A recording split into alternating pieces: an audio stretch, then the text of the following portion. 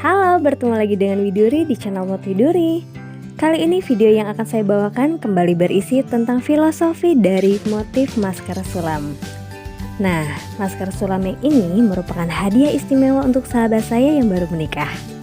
Saat sahabat saya mengetahui latar pemilihan motif masker sulam ini, ia sangat bersemangat sekali. Motif yang diangkat kali ini adalah bentuk ikan paus. Seperti apakah kisah dari sang ikan paus ini? Simak terus hingga akhir ya video ini. Jangan lupa komen, like, juga share agar kawan-kawan yang lain tahu adanya konten dan channel ini. Untuk yang sudah subscribe channel ini, saya ucapkan terima kasih banyak ya. Dan bagi yang belum subscribe, ayo tekan tombol subscribe-nya. Dan jika berkenan, aktifkan juga loncengnya agar selalu mendapatkan pemberitahuan dari video-video saya yang terbaru.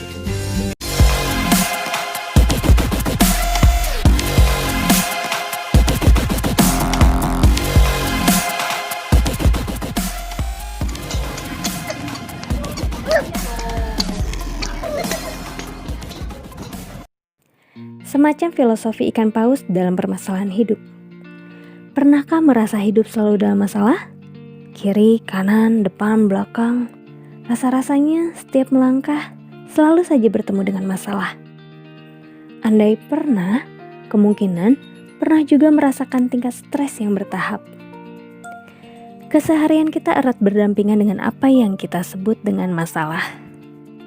Nah, pernahkah terbayangkan bagaimana kehidupan ikan paus? Binatang penguasa laut yang baik hati, biar berbadan besar, tapi bukan pemakan sesamanya. Dia hanya memakan plankton, organisme kecil di luasnya samudera raya. Lalu, pasti juga sudah tahu kan kalau paus bernafas dengan menggunakan paru-paru, bukan dengan insang. Sebagai bangsa ikan paus belum bisa dibilang sebagai ikan yang utuh. Biarpun dari fisik sudah oke sebagai ikan, tapi belum dengan organ tubuh pernafasannya. Biasanya pemilik organ tubuh berupa paru-paru hidup di daratan, tidak di laut. Jika seperti itu, kemungkinan air laut bisa menjadi salah satu masalah untuk si ikan paus. Pemilik organ tubuh paru-paru tidak bisa sembarang bernafas di dalam air, bahkan jenis air apapun. Karena itu, sekali waktu ikan paus pasti muncul ke permukaan samudera hanya untuk mengambil oksigen sebanyak-banyaknya, dan ia simpan dengan baik di paru-parunya. Lumayan sebagai cadangan oksigen selama menyelami samudera raya beberapa jam. Betul seperti itu kan ya? Nah, kesimpulannya, air juga bisa kita umpamakan sebagai masalah untuk ikan paus ya. Akan tetapi ia juga tidak bisa hidup tanpa air. Karena ikan paus tidak memiliki bentuk fisik yang memadai untuk hidup di daratan. Nah, konklusinya adalah air selain disebut sebagai masalah dalam pernafasan, tapi air juga merupakan tempat hidup sekaligus tempat tinggal ikan paus. Tanpa air, ikan paus juga akan mengalami kesusahan. Sebagai bukti, pasti pernah mendengar berita paus terdampar ya.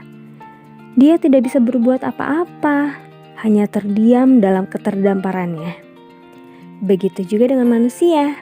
Hidup tanpa masalah pasti terbayang sangat nyaman. Tapi sebaliknya, hidup tanpa masalah itu terasa hampa sepertinya. Keseharian hanya akan seperti itu lagi dan lagi, tidak ada tantangan. Dan tidak ada perbaikan diri untuk menjadi lebih baik. Menyelami samudera permasalahan itu dikatakan susah iya, dikatakan senang tidak juga. Ini sangat rumit. Banyaknya masalah yang dihadapi, keluarga, keuangan, pekerjaan, dan lain sebagainya, itu juga telah menjadi bagian dari dunia kita. Yang kurang oke adalah, mengapa orang menyebut itu sebagai masalah ya? Dan masalah sudah tergambarkan sebagai hal yang menyusahkan. Betul tidak? Coba kita sedikit mengutak-atik makna. Bagaimana jika sekarang kita namai saja si masalah ini menjadi anugerah?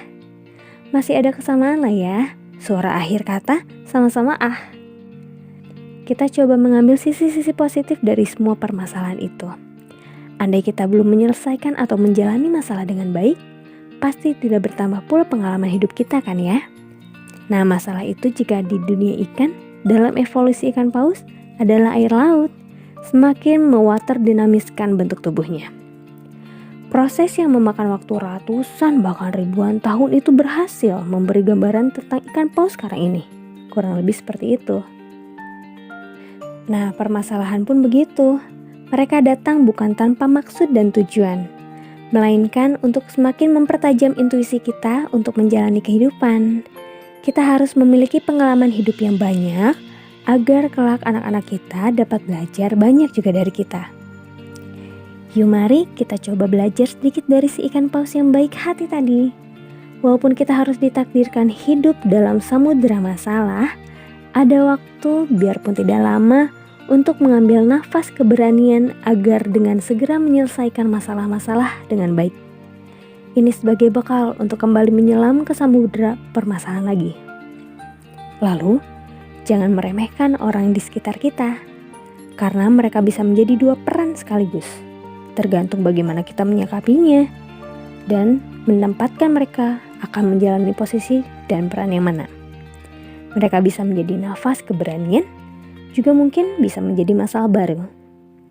Jangan lupa, sesekali ambillah nafas keberanian dari udara terbuka sebanyak-banyaknya dan sedalam-dalamnya, agar dengan baik dapat kita selesaikan satu persatu permasalahan yang kita hadapi.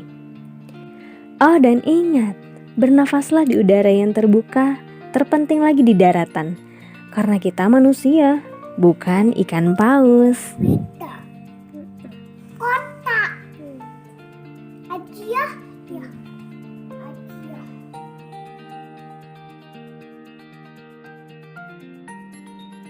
Demikianlah ulasan mengenai filosofi ikan paus yang saya aplikasikan menjadi motif sulam pada masker kain. Masker-masker ini juga menjadi hadiah untuk sahabat saya. Semoga video ini bermanfaat dan juga menginspirasi.